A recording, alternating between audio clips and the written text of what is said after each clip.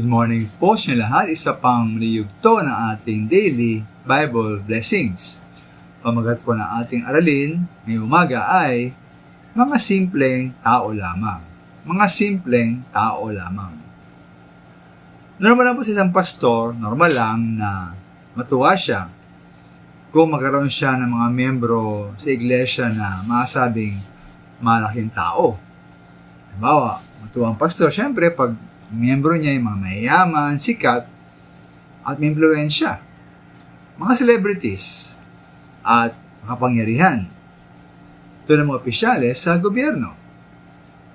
Ngunit po, alam natin na kahit mga simpleng tao lamang, sila po ay mahalaga sa ating Panginoong Hesus.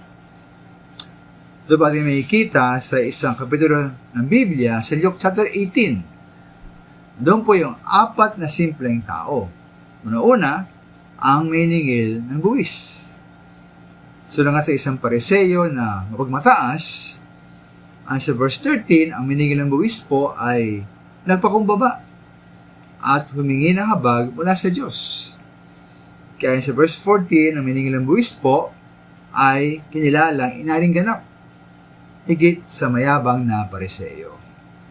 Ikalawa po, ang mga bata.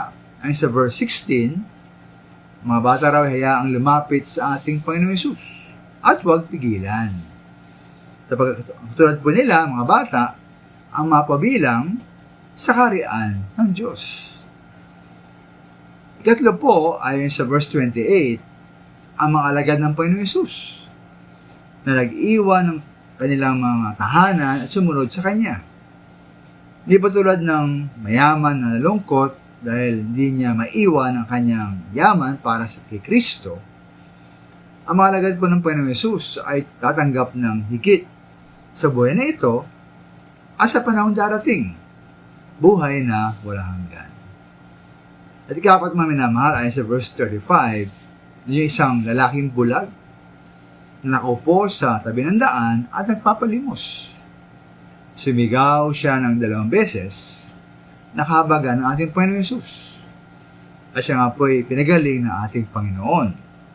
At dahil doon, siya nakakita. Sumunod ang dating bulag na ito sa ating Panginoong Hesus at nagpuri sa ating Diyos. Kaya po kahit simpleng tao lang tayo ba't nagapin ng ating Panginoong Hesus? At tayo rin po ay handang tumanggap sa mga simpleng tao. Maraming salamat po.